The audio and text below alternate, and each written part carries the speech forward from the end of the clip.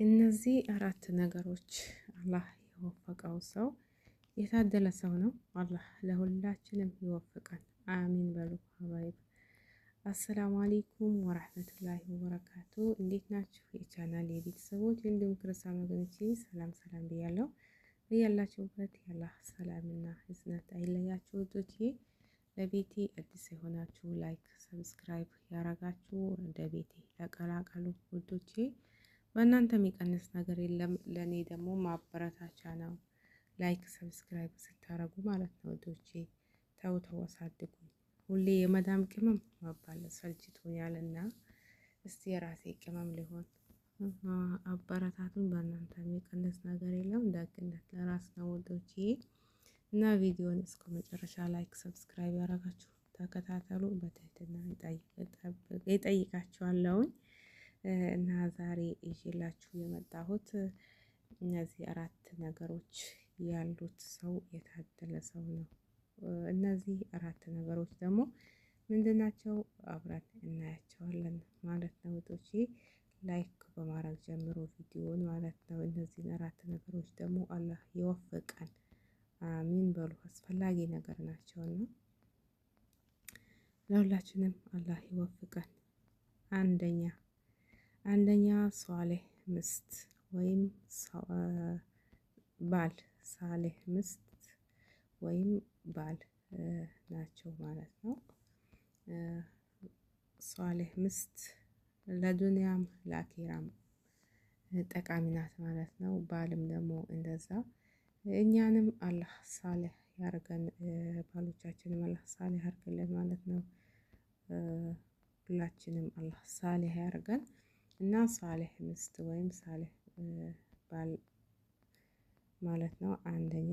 ሁለተኛ ምቹ መጓጓዣ፣ ምቹ መጓጓዣም እንደዛ ነው። አላህ ለሁላችንም የወፍቀን፣ ጭንቅንቅ የሌለበትን ረሃ የሆነውን መጓጓዣ አላህ ይስጠን ለሁላችንም ማለት ነው። ሶስተኛ ላይክ አርጋችኋል እንዴ? ላይክ እንዳትረሱ፣ ላይክ ሰብስክራይብ አርጉ ውዶቼ። ሶስተኛ ሰፊ ቤት ነው የሚለው ማለት ነው። ሰፊ ቤት ሀቂቃ በጣም ደስ የሚል ነው። ድሮ ያው በአንድ ክፍል አድገናል፣ በአንድ እንትን ኖረናል አይደል ወይ ልንል እንችላለን። ግን ያው በቃ ሰፊ ቤት በጣም ደስ ይላል ማለት ነው። አላህ ለሁላችንም ይወፍቀን፣ አኼራችንም አዱንያችንም አላህ ያስፋልን። እዚህ ያው የኮንትራት ሀገር ናት፣ ግን አላህ ኮንትራታችንም ጨርሰን እስከምንሄድ ድረስ ሰፋ ያለ ረሃ የምንሆንበትን ቤት ህይወት አላህ ይወፍቀን ለሁላችንም። አራተኛ መልካም ጎረቤት፣ መልካም ጎረቤት ሀቂቃ በጣም ወሳኝ ነው። ብንታማም የሆነ ነገር ብንሆን ከቤተሰቦቻችን ቀድሞ የሚደርስልን ጎረቤት ነው ማለት ነው። ጥሩ ጎረቤት የመሰለ ነገር የለም ሀቂቃ። እነዚህ ሁላቸውም ያው ሀዲስ ላይ ራሱ አሉ ማለት ነው። ረሱል ሰለላሁ ዐለይሂ ወሰለም አራት ነገሮች ያሉት ሰው ብለው ያው ሀዲስ ተናግረዋል ማለት ነው። አራት ነገሮች ያሉት ሰው ስኬታማ ነው ይባላልና አላህ ለሁላችንም ይወፍቀን፣ አሚን በሉ ውዶቼ። አንደኛ ያው ሰምታችኋላ፣ ሷሌህ ምስት ወይም ባል። ሁለተኛ ምቹ መጓጓዣ፣ ሶስተኛ ሰፊ ቤት፣ አራተኛ መልካም ጎረቤት ነው የሚለው። ለሁላችንም አላህ ይወፍቀን ሀባይብ። ሰፊ ቤት፣ ሰፊ መልካም ጎረቤት፣ መልካም መጓጓዣ፣ በቃ እነዚህ ሁላቸውም አስፈላጊና ነገር ናቸው። እኛንም ደግሞ አላህ መልካም ያደርገን። ያኔ መልካም ብቻ መፈለግ አይደለም። አንድ ነገር ይሄ ነገር መልካም እንዲሆን ይፈልጋለሁ ካለን እኛም ደግሞ ያንን ሆነን መገኘት አለብን ማለት ነው። አሁን እኔ ለምሳሌ ጥሩ ጎረቤት እንደምመኝ ሁላ ጎረቤቶቼም ደግሞ ጥሩ ጎረቤት ይመኛሉ ማለት ነው።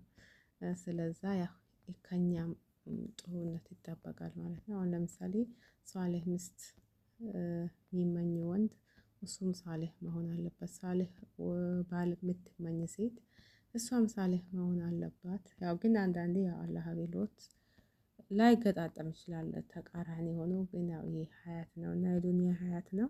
ሁሉንም አላህ ደግሞ ሳልህ የሆነውን ምቹ የሆነውን አላህ ይወፍቀን። ምቹ መጓጓዣም እንደዛ ነው።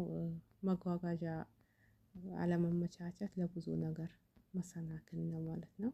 የተመቻቸ መንገድ የተመቻቸ መጓጓዣ ሲሆን ደስ ይላል ማለት ነው። አላህ ይወፍቀን።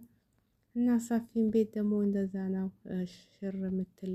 ሽር ብትን የምንልበትን ሰፊ የሆነውን ቤት አላህ ይወፍቀን። ሰፊ ርስቅ ሰፊ ቤት አላህ ይወፍቀን።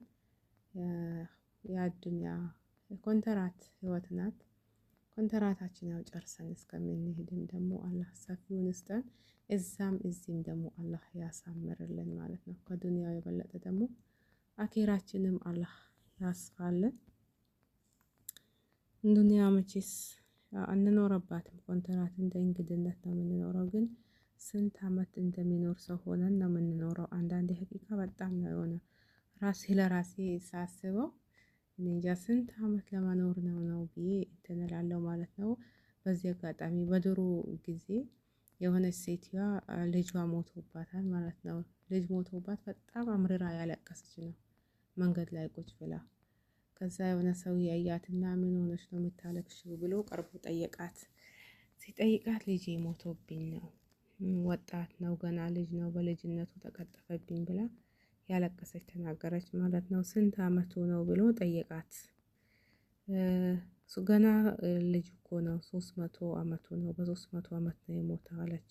ያው የድሮ ሰዎች ብዙ ይቆዩ ነበራ። ከዛ 3 አመት ነው የቆየው በ300 አመት ነው። አዎ በ300 አመት ነው የሞተው። አዎ እሺ በ60 እና በ60 እና በ70 የሚሞቱ እኮ ይመጣሉ ወደፊት። ያንን ብታይ ምን ልትይ ነበር አሏት። ከዛ እንዴ በ70 እና በ60 የሚሞት? አዎ እኔማ የዛ ጊዜ ኡመት ቢሆን አንድ ባህር ዛፍ ስር ቁጭ ብዬ ያሳልፈው ነበርኩኝ። ወለ ቤት ወለ ምንም ሳልል 60 እና 70 አመቷንማ ዛፍ ስር ቁጭ ብዬ የተጠባበኩኝ ያሳልፋት ነበርኩኝ ብላ መልሳለች አሉ። እና ያ ዱንያ ጊዜያዊ ናት። ግን እስከዛም ድረስ ደግሞ አላህ ያስደስተን። አኼራ ዱንያችንም አላህ ያሳምረልን።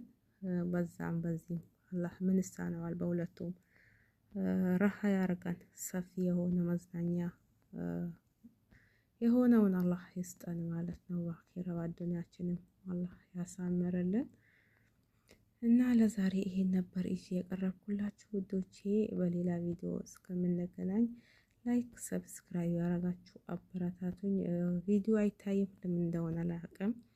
ያው ሀረካት ካልተሰራ የሆነ ነገር ከሌለ አይታይም መሰለኝ። እንውጣ እንዴ እንውጣ መሰለኝ። እንደዛ ነው እንግዲህ። አላህ ኩል ላይክ ሰብስክራይብ አድርጎ ሀባይብ። በሌላ ቪዲዮ እስከምንገናኝ አሰላሙ አለይኩም ወራህመቱላሂ ወበረካቱ።